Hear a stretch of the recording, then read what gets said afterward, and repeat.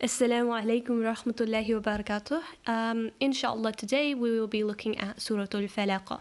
So I would say the background is more or less the same as last day's video, just because An-Nas, Al-Falaq and Ikhlas are all sort of linked in a way. Before we go into the individual ayahs, I would like to just briefly talk about the historical context behind Surah Al-Falaq and Surah An-Nas. As we know, there are a lot of people who didn't agree with the Prophet ﷺ or his teachings. There was a community who went to the best sorcerer they knew, Labid bin Asim, and they asked for his help to take down the Prophet. By the way, the stick figures behind Labid are his daughters. With the help of his daughters, Labid made a device through black magic. One of the items he required for this was some of the hairs of the Prophet ﷺ, so he got a boy to take the Prophet's comb.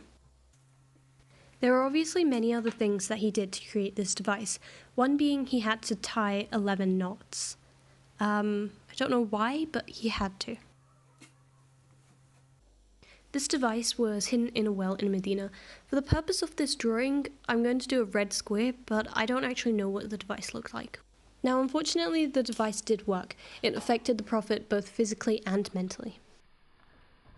Obviously, in this time, the Prophet turned to Allah for help, and he later tells Aisha that he turned to God with a question and God answered it.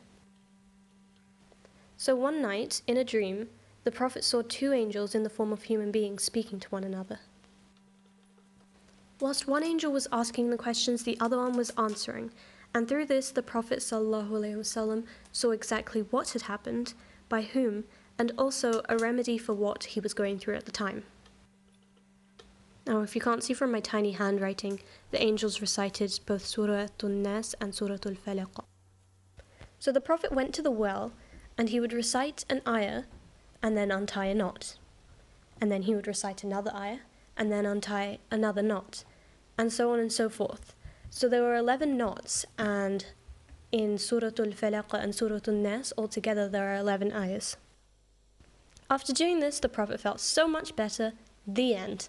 So now that we've gone through a brief historical summary of what had happened, inshallah we can move on to the actual ayahs.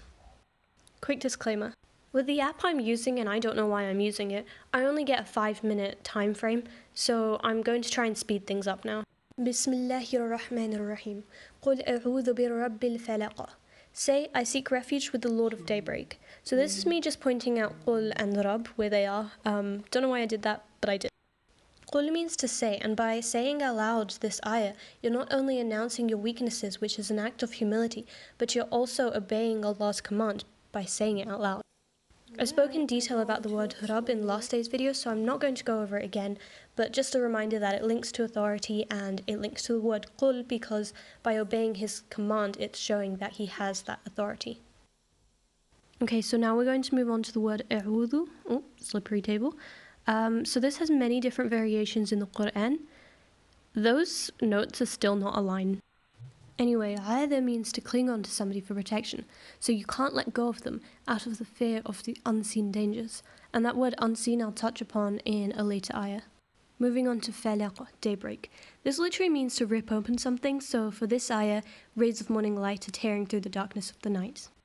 This word also includes the meaning of khalq, that which is created. Cool, so I've just realized that I'm definitely not going to get it within 5 minutes, so inshallah I will explain the rest of the ayahs in a part 2 video.